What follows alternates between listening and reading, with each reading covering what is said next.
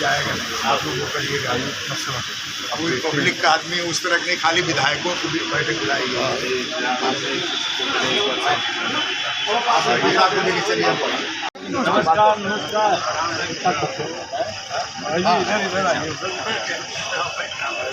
चलो चलो बनाइए। तब से फोन कर रहा हूँ, उठाए भी नहीं है कोई।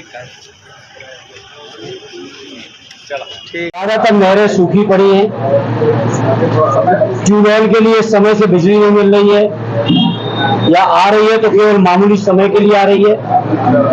उसके सुधार के लिए भी हम लोग अधिकारियों से उम्मीद लगा के आए हैं, देखना है कितना पूरी करते हैं। तहसीलों का भ्रष्टाचार चरम पे है, कोई पैमाइश नहीं हो रही है जिसमें भ्रष्टाचार की बूंद आती हो। गरीब लोगों को न्याय नहीं मिल पा रहा है।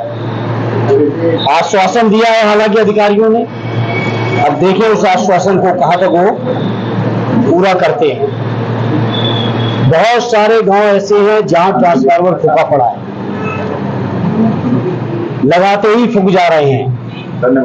ट्रांसफार्मर की क्षमता अपर्याप्त है, उसकी ओर भी हम लोग अधिकारियों का ध्यान आकर्षित करके आए हैं।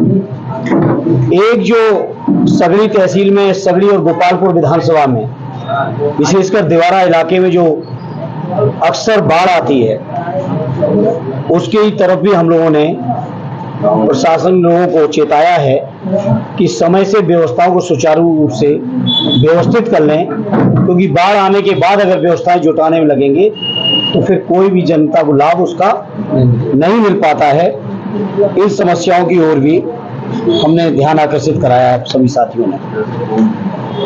जितने भी ब्लॉक हैं, ये ब्लॉकों के जो सभागार हैं, ये भारतीय जनता पार्टी के कार्यकारिणी और कार्यकर्ता बैठकों के अड्डे बन गए। इसके लिए भी हम लोग सख्ती के साथ कह के आए, अगर इस तरह की घटनाएं आगे होंगी तो उसका हम लोग जम के विरोध करेंगे।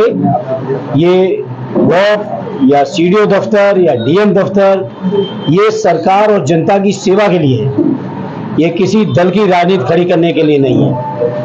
और जनता का मूड भी मैं समझता हूँ लोग भाप चुके होंगे, और शायद ऐसी चीजों पर रोक लगाएंगे और लगाना चाहिए।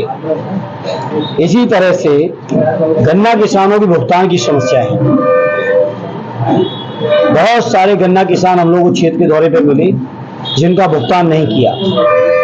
हालांकि जिलाधिकारी महोदय अपनी तरीके से दूसरी बातें बता रहे थे कि लोन है, ये है, वो है। इन बातों से न जनप्रतिनिधियों को मतलब है, न जनता को इन समस्याओं से मतलब है। ये सरकार की जिम्मेदारी है, चाहे वो चीनी मिल का मैनेजमेंट हो वो भी सरकार के अधीन है, या बजट देना वो भी सरकार को देना है। और सरकार की अगर मंशा ही किसान विरोधी है तो उसके लिए मुझे कुछ कहना नहीं है, लेकिन आने वाले समय में अगर गन्ने का भुगतान नहीं हुआ तो किसानों के साथ हम लोग आंदोलन के रास्ते पर खड़े दिखाई देंगे। आज अपने सभी जनपद के सम्मानित जनप्रतिनिधियों, मैं समझता हूं हम समाजवादी सौभाग्यशाली हैं कि जनपद के निर्वाचित सभी प्रतिनिधि समाजवादी हैं, चाहे आजमगढ़ लालगंज दोनों लोकसभाओं के सांसद हों या हमारी 10 विधानसभाओं के सम्मानित विधायकगण हों।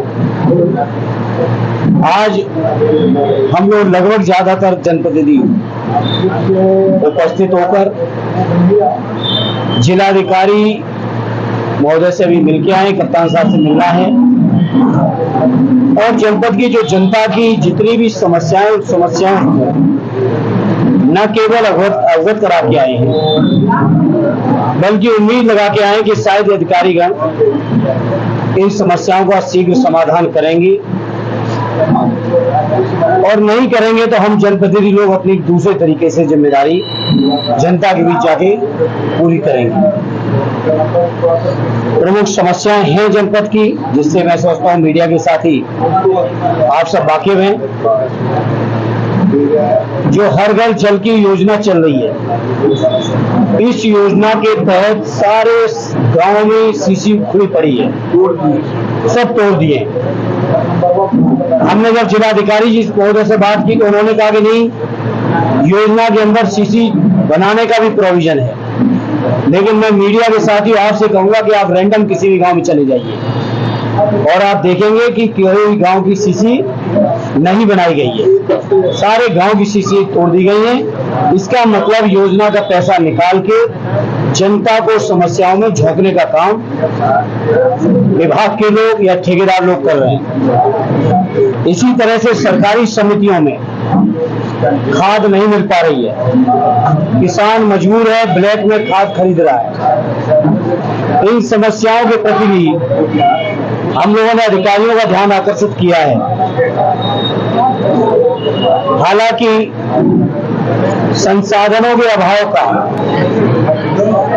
लोग बहाना दे रहे हैं। इसी तरह से जहां सरकार दावा करती है कि वो गौ रक्षा करेंगी, लेकिन जितने भी गौशाले बने हैं, अगर सबसे ज्यादा कहीं गाय असुरक्षित हैं तो उन गौशालों में ही है। इसकी ओर भी हम लोग जो अधिकारियों का ध्यान आकर्षित करके आए हैं।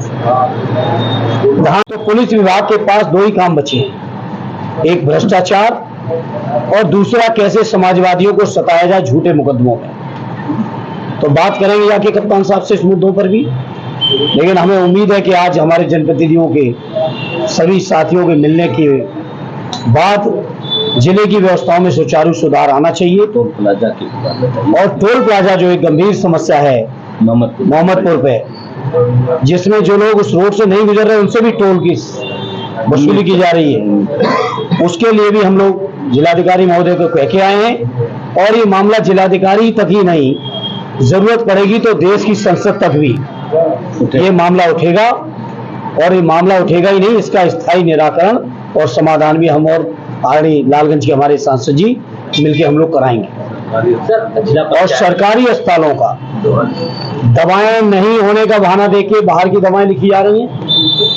हालांकि डीएम साहब कह रहे हैं कि सारी दवाएं उपलब्ध हैं, लेकिन डीएम साहब को इन बातों का जवाब नहीं है कि अगर दवाएं उपलब्ध हैं तो क्या कारण है गरीबों को बाहर दवाएं लिखी जा रही हैं। इसी तरह से तमाम टेस्ट से लेके हर तरह की समस्याएं दी जा रही हैं।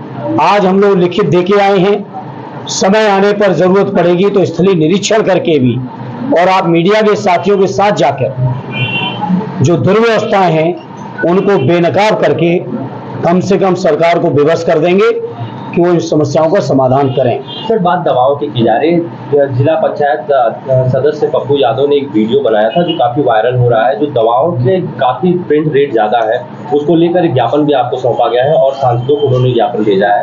क्या उसे भी संसद में उठाया जाएगा इस तरह का? हाँ, बिल्कुल बिल्कुल बिल्कुल बिल्कुल मार्जिन 90% की मार्जिन। जी बिल्कुल, उन तथ्यों की पूरी जांच करके सदन में भी आवश्यकता होगी जरूर उठाएंगे। सर, सड़क दुर्घटनाएं हो रही है में प्लाज्मा और रक्त का जो मशीनें हैं उसको व्यवस्थित करने की, वो उनकी भी खराब स्थिति है, तो क्या उसका भी आप देखेंगे? हाँ बिल्कुल, सारी समस्याएं जो आजमगढ़ के लोगों के सामने हैं उन सभी समस्याओं के प्रति जो हम जनप्रतिनिधियों के ऊपर जनता ने भरोसा किया, हमारी पार्टी भरोसा किया है, हर समस्या के ऊपर हम लोगों की पैनी नजर ही नहीं है, उनके समाधान का हर रास्ता अख्तियार करेंगे। सर, एक चीज पूछना था सर, पहली बारिश में नगर पालिका की जो बदहाली है वो सबके सामने आ गई है, तो नगर पालिका को लेकर के किस तरीके से सोचते हैं? मैं कह रहा हूँ सारी समस्याओं में नगर पालिका की भी समस्याएं हैं और भी समस्याएं हैं। नगर पालिका की समस्या हम अपने चेयरमैन साहब से बात करेंगे। सर, बहुत बड़ी समस्या पूरे प्रदेश की जो शिक्षकों की ऑनलाइन बिल्कुल, उस पर समाजवादी पार्टी के हमारे राष्ट्रीय अध्यक्ष जी ने शिक्षकों के साथ खड़े हैं और शिक्षकों की समस्याओं का समाधान तक हम लोग खड़े रहेंगे। और यही नहीं, समस्याएं बहुत हैं, चाहे शिक्षकों की हो चाहे उनकी पुरानी पेंशन की हो, हमारी लड़ाई जारी है। शिक्षा मित्रों की लड़ाई जारी है, रोजगार सेवक हैं, आंगनबाड़ी कार्यकर्ती हैं, रसोइया हैं, हमारे पंचायत सहायक हैं, ये हमारे सफाई कर्मी हैं, सभी की जितनी भी समस्याएं हैं हर समस्या पर हम समाजवादी लोगों की न केवल निगाह है बल्कि पुरानी पेंशन से लेके जितनी भी समस्याएं, हर समस्या पर जनता ने जो जनादेश दिया है और उस जनादेश में अभी हम लोगों को विपक्ष में संघर्ष करने का आदेश हुआ है, तो संघर्ष में यहाँ से लेके सड़क से लेके और संसद तक विधानसभा होते हुए हम लोग कहीं कोई कसर नहीं रखेंगे। ठीक है। ठीक।